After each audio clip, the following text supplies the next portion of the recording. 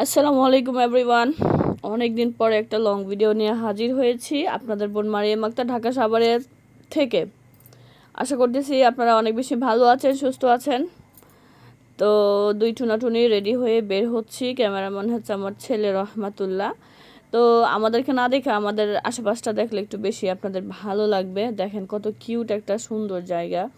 যে এই রাস্তাটা আমার কেন জানি না এত ভালো লাগে, মানে কি বলবো। আমি যে বাসাটায় আছি সেই বাসাটা আহামরি এত না, আরামদায়ক না, যথেষ্ট মানে না থাকার কারণ আছে হাজারটা, বাট এই একটা রাস্তার জন্য মনে হয় আমি এই বাসায় আছি। সাহেব যখন বলে যে কি একটা দেখা বাসা নিছো, আমি বলি থাকেন, মানে আমি কোনো রকম ধামা চাপা দিই। বাসার পিছনে নদী আর বাসার সামনে এরকম একটা সুন্দর জায়গা আমি এত বেশি মানে করি, পছন্দ করি, কি বলবো। যাই হোক, তো যাচ্ছি আমরা একটা কাজে, কি জানি কাজে, এই মুহূর্তে তো ভুলে গেছি। ও অনেকদিন ধরে ব্যাংকে যাওয়া হয় না গাইস। ব্যাংকে যেয়ে পুরো টাস্কি খায় বুকা সাজিয়ে বাসায় এলাম। কি বলবো, ব্যাংকে টাকা রাখছিলাম কয়টা, হ্যাঁ টাকা তো ওরা দিচ্ছেই না। মনে হচ্ছে মানুষের কাছে সাহায্য ছাড়া চলতে হইব। ঠিক আছে, ওর অ্যাকাউন্ট আর আমার অ্যাকাউন্ট, আমাদের দুজনের অ্যাকাউন্ট হচ্ছে ওই এক্সিম ব্যাংকে। ওমা, অতদিন পরে 10,000 টাকা প্রতি সপ্তাহে দিছে ওরা। হ্যাঁ, এখন হচ্ছে সপ্তাহে 5,000 টাকা দিবে। ওর বাবা তো সেই লেভেলের মানে চড়ছে। আমার সাহেব যথেষ্ট ভদ্র, অমায়িক, বাট ম্যানেজারের সামনে আজকে সে অনেক মানে রাগারাগি করছে। বিষয়টা আমার কাছে খুবই খারাপ লাগছে, কারণ ও উত্তেজিত হওয়া মানে ওর প্রেশার বাড়া। এর জন্য আমি ওকে উত্তেজিত হতে দিই না সহজে।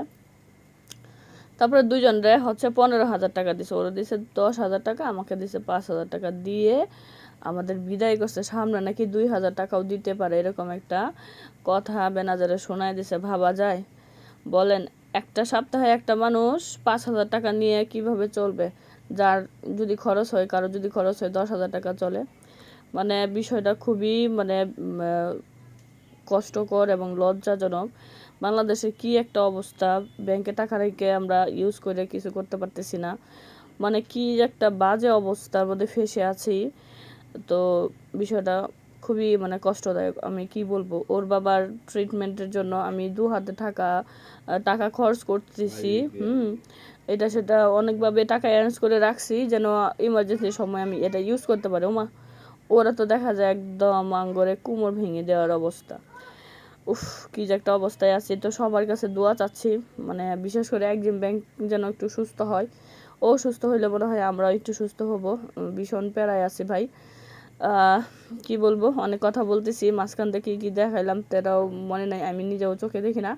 শুধু লাউগুলা দেখে হুশে আসছি। গাছ দেখেন কত সুন্দর কিউট লাউ, তাই না? তো লাউগুলা এগুলো সাইজে খুবই ছোট তুলনামূলক। উনি হচ্ছে দাম চাইছে 100 টাকা করে। ওর বাবা বলছিল 60 টাকা করে হলে দুইটা দিয়ে যান, দিবে না, সে 80 টাকা করেও দিবে না। ওর আর কি করার আছে। আমি পরে ওই যে ডাটাগুলো নিয়ে আসছি, একটা আটি ডাটা 30 টাকা নিল। মোটামুটি ভালোই নিল, ওইটার দামও মোটামুটি ভালোই বেশি নিল। তারপরও নিলাম আর কি।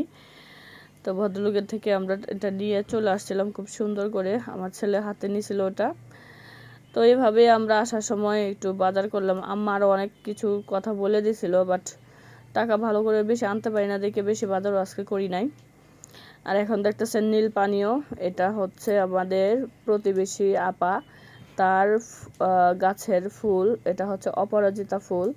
এর আগেও একবার শেয়ার করছিলাম আপনাদেরকে। তো এটা হচ্ছে যে মানে এত বেনিফিট। আমার সাহেব বলতেছে যে ও নাকি প্রতিদিন 2টা একটা করে ফুল এনে দিতাম, ও হচ্ছে এটা দিয়ে চা খেয়ে রাতে ঘুমোবে।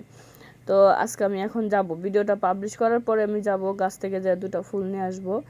এত বড় বড় হয়েছে 2টা গাছ, একদম ফুলে ফুলে ভরা। তো দেখা গেছে যে আমি যদি প্রতিদিন ওখান থেকে ফুল আনি, ফুল শেষ হবে না। আজকে একটা কাণ্ড হয়েছে কি জানেন, সাবার থেকে আসার সময় দেখি ওই যে রাস্তায় আছে না, ওই যে লোহা দিয়ে এগুলো কীভাবে থাকে না, ওই 2টা রাস্তার মাঝখানে এটাকে কী বলে, ডিভাইডার, হ্যাঁ, ওখানে দেখছি কে মানে অপরাজিতা ফুলের গাছ। ওরে বাবারই এত ফুল হয়ে আছে। তো মামারে যদি বলতাম যে মামা একটু দাঁড়ান, কয়টা ফুল নেই, মামা আমার কি জানি মনে করবো। এর জন্য আমি আর করেন, শুধু 2 দিন ধরে দেখতেছি এত সুন্দর ফুল হয়ে আছে, মার্শাল্লাহ, দৃষ্টিনন্দন, চোখ এবং আত্মা সবই ঠান্ডা দেখা। তো আমিও লাগাইছি। আমার গাছগুলো কবে বড় হয় জানি না। খুব বেশি মন চাচ্ছে যে উঠোনে একটা বিশাল মানে একটা ফুল বিশিষ্ট অপরাজিতা গাছ থাকুক, তাহলে সাহেবকে চা বানায় দিতে পারবো। পাশাপাশি আমি দেখা একটু আমার মনটা সবসময় প্রফুল্ল থাকবে। আমি দেখি যাব নার্সারিতে খুব তাড়াতাড়ি যাব, গিয়ে আমার পছন্দের কিছু সবজির গাছ অ্যান্ড অপরাজিতা ফুলের গাছ নিয়ে আসবো। দেখা যাক। ওই গাছের কথা মনে করে আরেকটা কথা মনে করছি গাছ, ওই দিন হচ্ছে আমি লাউ, শসা, তারপরে হচ্ছে কি বেগুন, এই 3 জাতের গাছ কিনে ওই ভদ্রলোকের ব্যানের কাছে রেখে আসছি যে যাওয়ার সময় নিয়ে যাব। আমরা ঠিকই হচ্ছে জিনিসপত্র কিনে টিনে এই গাছ রেখে অন্য দিক দিয়ে আইসা রিক্সা নিয়ে বের হয়ে চলে আসছি। যখন ব্যাংক টাউনের ভেতরে ঢুকছি তখন মনে হয়েছে যে আমি তো গাছওয়ালার কাছে আমার গাছ রেখে চলে আসছি। এখন তো কয়েকদিন হয়ে গেছে আর ওদিকে যাওয়া হচ্ছে না। তো সাহেব আজকেও ওই চর্চা আমার করতেছে যে তুমি যে কত মন ভুলো, তুমি যে কত এটা, তুমি যে কত সেটা। আচ্ছা, দুইজন একসাথে কাজ করছি, যদি ভুল হয়েছে তাহলে এটার অর্ধেকটা সে নিবে না? জীবনটা বড়, সবটা সময় আমার ও 100% দোষ দিয়ে দিব আমাকে, ঠিক আছে?